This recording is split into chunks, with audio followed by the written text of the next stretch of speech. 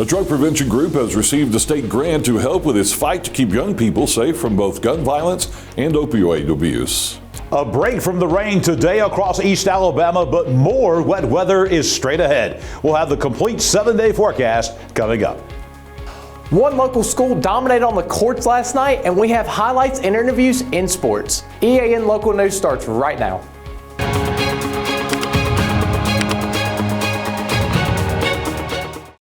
This segment of EAN Mobile News is brought to you by WM Grocery, located in Heflin, Wadowee, Roanoke, and in Piedmont. Hello, we're glad you could join us. I'm Carl Brady. The Oxford-based Agency for Substance Abuse Prevention has been awarded $20,000 for its at-risk youth opioid prevention and education program. The money is coming from the Alabama Department of Human Resources Grant Committee and will be made immediately available to the agency. Nancy Buckner, Alabama's HUD commissioner, says her department is grateful for ASAP's support for the children of Alabama and is proud to support its services. The agency's executive director, Siram Selassie, says the grant helps build safer and healthier communities by addressing both gun violence and substance misuse. Deanna McElroy, the prevention coordinator for ASAP, says the agency provides tools that help young people make healthy choices. Starting a week from Monday, Anniston will begin accepting comments on its 2024 Consolidated Annual Performance and Evaluation Report. The city also plans a public hearing at 10 a.m. on Monday, December 22nd at City Hall. Anniston is required by the U.S. Department of Housing and Urban Development to submit this evaluation report each year. It looks at the city's progress in carrying out its 5-year strategic plan and its 1-year action plan for the Community Development Block Grant Program and Home Investment Partnerships Program. Draft copies of the 2024 report will be available for examination and comment by the public at Anniston's Community Development Department in City Hall and on the city's website. The required public review ends at 4 p.m. on December 30th, 2025. Population growth is a good thing, but one local community is looking for ways to overcome the challenges that growth can bring. That story and more when we return. Are you game day ready? WM Grocery has everything you need to fire up the grill. Hot dogs, brats, sausage, ribs, juicy steaks, fresh ground beef, and chicken. Plus, all the grill accessories you need to make your tailgate a success. Wherever you're tailgating, stop by and see us in Heflin, Wadowee, Roanoke, and Piedmont. WM Grocery, where game day begins.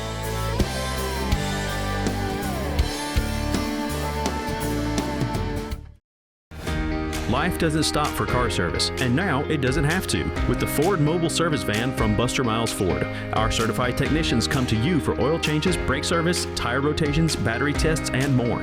It's the same trusted service now delivered right to your driveway. Schedule your Ford Mobile service today at bustermilesford.com. This segment of EAN Local News is brought to you by Waldrop Metal Buildings, custom metal buildings built right here in Anniston. Pell City continues to grow, and one of the biggest challenges it faces is where to build houses for new residents. That's according to a report prepared for city officials by the Regional Planning Commission of Greater Birmingham, which conducted a comprehensive housing market study. The report was requested by city leaders who passed a temporary moratorium on high-density housing areas back in July. A key finding of the study is that Pell City has limited room for expansion, reinforcing the need for managed development. The study revealed that much of the city's acreage is restricted due to environmental and other limitations. The report's central recommendation is for Pell City to adopt regulations that encourage multiple types of housing. Friday's football championship game at Jack State will have an impact on all students in the city, from college all the way down to kindergarten. To provide ample opportunity for all students and faculty to fully participate in the festivities surrounding the Conference USA Championship game hosted at JSU, all schools will release early on Friday. Jacksonville High School will dismiss at 1 p.m., while Kittystone Elementary School will dismiss at 1:30. When we come back, a local businessman is being remembered for his years of service to a college community.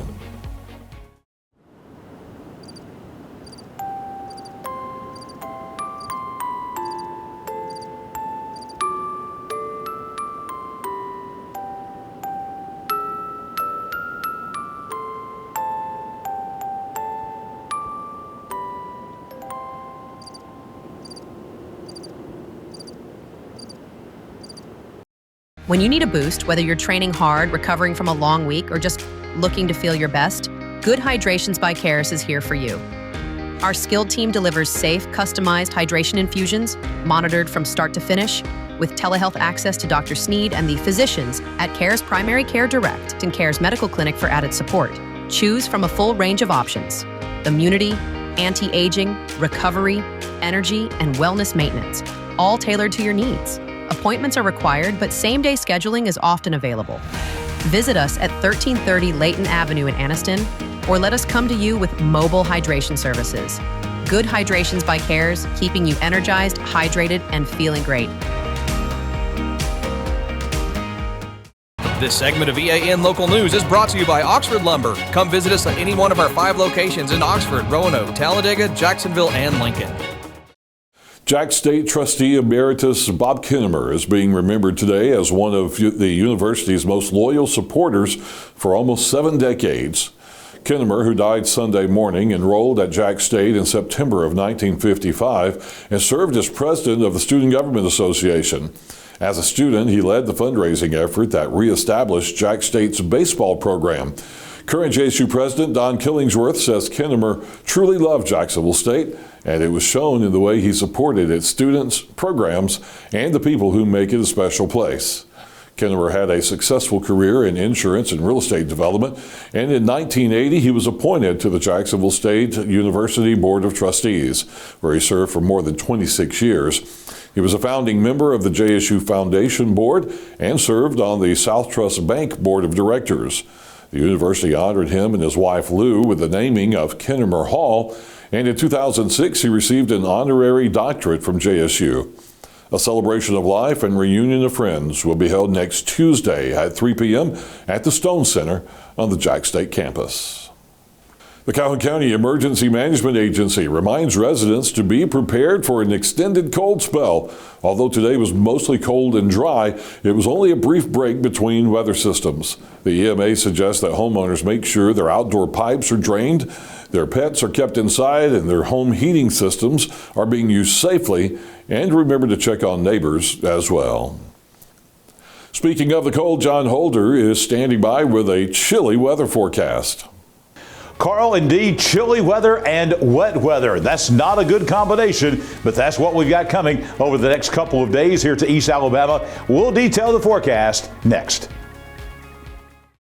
For over 60 years, Oxford Lumber has been servicing our area, and our customer service has always been our main focus. Our customer service is what sets us apart from anyone else. From the moment you enter, our highly trained staff will treat you like family. To enthusiastically provide total customer satisfaction within a positive and self-fulfilling employee relations environment. Visit us at any of our 4 locations or at oxfordlumber.com. This Saturday, December 6th, you're invited to a very special Customer Appreciation Day at Miller Outdoor Living and Decor in Saks. Come enjoy the spirit of the season with 30% off all Christmas decor and extra savings throughout the store. Take your time, browse, sip a warm refreshment, enjoy a sweet treat, and enter to win a beautiful holiday gift basket. Shop for yourself or find a gift for someone you love, and we'll wrap it for free. Join us this Saturday, Miller Outdoor Living and Decor in Saks. EAN News would like to thank all our commercial sponsors. Go check out our sponsors' links in the description below. The EAN Weather Cam on Quintard Avenue in Anniston. A little bit of sunshine, a little bit of clouds today. It was very cool once again. Below normal temperatures remain in place here in the EAN Weather Center today. We only reached 51 for the high. That's almost 10 degrees below the average, even for early December in Alabama. And this morning we were down at 33 degrees. That's about 5 degrees below the average. And these numbers are going to remain below average for the next several days, probably at least into next week. Coming up tonight across East Alabama, we'll have partly cloudy skies. No chance of rain tonight. It's going to be very cold once again as temperatures drop down to around 30 degrees all across the region. Coming up tomorrow, it's another transition day as we transition from dry weather to wet weather. Cloudy skies in the morning at 9 a.m. We're at 40 degrees. Then raindrops back in the forecast around lunchtime tomorrow. It's another cold rain, 46 for the high at the lunchtime hour. And then later on tomorrow afternoon around 3 o'clock, 51 degrees, but we've got more scattered rain showers coming up tomorrow afternoon. Here's the 7-day forecast for all of East Alabama, and it is going to be not very nice beginning tomorrow afternoon, lasting all the way until Saturday morning. We've got really high rain chances coming up in this time frame of Thursday night, especially the overnight hours, into the day on Friday. Well, that will last into Friday night, probably a few lingering showers on Saturday morning. Rain chances are very high. As you can see, the temperatures are not very high. So another cold rain coming. 51 tomorrow, only 50 on Friday, 54 on Saturday. Look at these nighttime lows. 30 degrees, then 38 on Friday morning, waking up to rainfall. Saturday morning, probably more rainfall, waking up to 40 degrees across the region. We do have better weather coming on Sunday. A small chance of a shower early in the day on Sunday, but the high will be at 57 degrees. That's still below average for this time of year, but that will be certainly warmer than anything we've seen in the last several days. Then we dry out next week. Plenty of sunshine returning in here by Monday, and temperatures climbing. 51 on Monday, 53 on Tuesday. In about a week, we could be back in the low 60s, which is just about average for this time of year. But those nighttime lows are going to remain chilly. 30s. Maybe a cold morning Tuesday morning, down into the 20s once again all across East Alabama. We don't see really any warm weather coming anytime soon across the region. Well, let's take a look at hurricane season. We started off with 21 potential named storms. This will be either tropical storms or hurricanes. 21 at the beginning of hurricane season, which just ended on November 30th, just ended on Sunday. Of course, the hurricane season lasting from June 1st to November 30th. We actually had 13 named storms in the Atlantic this year, but only one of those storms made landfall in the United States. So that's pretty remarkable. 13 named storms, only one making landfall in the United States, an active tropical season in the Atlantic. But as far as affecting us here in the southeastern part of the United States, really nothing to speak of throughout the entire hurricane season. That's a good thing. We'll see what happens in 2026 upcoming. I'll be back here tomorrow morning bright and early with your Thursday weather at a glance. Join us then. We've got sports coming up next. Colby Amos has your Wednesday night sports right after the break. This holiday season, find the perfect gifts at Old Noble Gift Shop. From unique Christmas presents to local town merchandise, we've got something for everyone on your list. Shop special keepsakes that capture the holiday spirit and hometown pride. And don't forget, we have meals from local businesses to make your celebrations even sweeter. Kids can even send their letters to Santa right here at Old Noble. Old Noble in Anniston, your small town shop for Christmas cheer.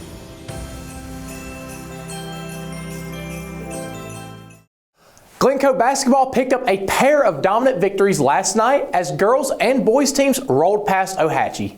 The Lady Yellow Jackets came out sharp, setting the tone early with aggressive defense and efficient scoring. Their pressure forced turnovers throughout the first half, helping Glencoe build a lead they never gave up. Head coach for the girls, Blake Badgett, said his team executed well, but still has areas to grow. We knew that they were going to throw out a couple of defense, a couple of different zone defenses at us, and so we prepared for that, and they came out with man. So I thought we adjusted to whatever they threw out there. We lacked a little physicality at times. That's something we addressed in the locker room. But as a group, like I told them, they're a pleasure to be around. They're very coachable, and we made, they make pretty good adjustments when we need to, and I'm just really proud of them for going out and taking care of business tonight. With several new players stepping into bigger roles this season, Badgett says he's proud of how quickly the team has responded to that challenge. With our team, we got new players in new roles. Even though we got some experience, they're a little bit green in the role that they're currently in. And we got a couple of 8th graders that are coming up and playing for us. So, but we don't really worry about what grade they're in. We just want them to go out and do a job and execute what we're telling them to do. And so far, so good. We've had a pretty good start to the year. Looking ahead, Glencoe will compete in the Etowah County Christmas Tournament. Badgett believes facing different classifications will help the girls continue to improve. Again, you got, 3 different classifications of teams and 3 different styles, and that's what you want to see when you're in those tournaments. You really don't want to get around teams that you got to play as far as your area goes, or your rivals that you're having to play. So it's really good. Sacs is a team in 3A that you could see down the road if you get in the playoffs and advance to regionals. Last year that was a cross in a sub-regional game if it would have got out of our area, and so it's just good to see. I like that. I like the mix that we got sent today, and it'll be like the Christmas tournament. Wherever we're at when we get there, let's take those 3 games and let's improve on something every time out. And that's the thing. I love this group because they are very coachable. They're a joy to be around, and each and every day they find a way to get better at one thing every day. The Glencoe boys backed up the girls' win with an explosive performance of their own, scoring 83 points in a fast-paced, balanced effort. The Jackets shared the ball well and applied steady defensive pressure from start to finish. Head coach Ryan Chambliss says the team set the tone early and stayed disciplined throughout. Did a lot of good on defense. Our effort was really good, a lot of energy. I was proud of how we played. We got to finish at the rim a little bit better. But overall, I was very pleased with our effort defensively and just flying around. I thought we did a good job of that. After graduating multiple seniors, the Yellow Jackets have relied on several players stepping into new roles, and Chambliss says they've embraced the challenge.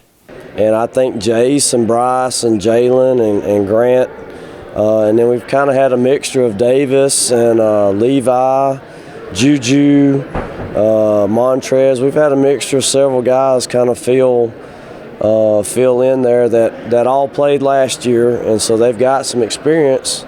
But this has been really good for them because they've had to learn through a little bit of failure, a little bit of success, and hopefully all those guys will keep improving. And everybody's in a little bit different role. So I think everybody's doing pretty well and learning and improving, which is the biggest thing. Glencoe enters this season following a Final Four run last year. Chambliss says that success has helped fuel the team's confident moving forward. Success tends to breed success. And definitely last year we were blessed and very fortunate to win some games, to continue on and make it to Birmingham. And I think just about all these guys were on the team last year. And so they've all experienced that, and like I said, success breeds success, and I think that they kind of have the expectation and the desire to continue, and they've worked the way that I've been very pleased with how we practice, how we work in the weight room. I've been very pleased with all of it. So hopefully we can keep getting better, and in February, see where it falls in. But that's what you're trying to work for, is to be good in February. 2 big wins on the court and plenty of momentum for both Glencoe programs as the season moves forward. That's all that we have for sports today. Back to you, Carl. Thank you for watching East Alabama Now Local News. We appreciate all of your support. Please like and subscribe to see more local news for your area. We'll see you back here Thursday for your news on your schedule.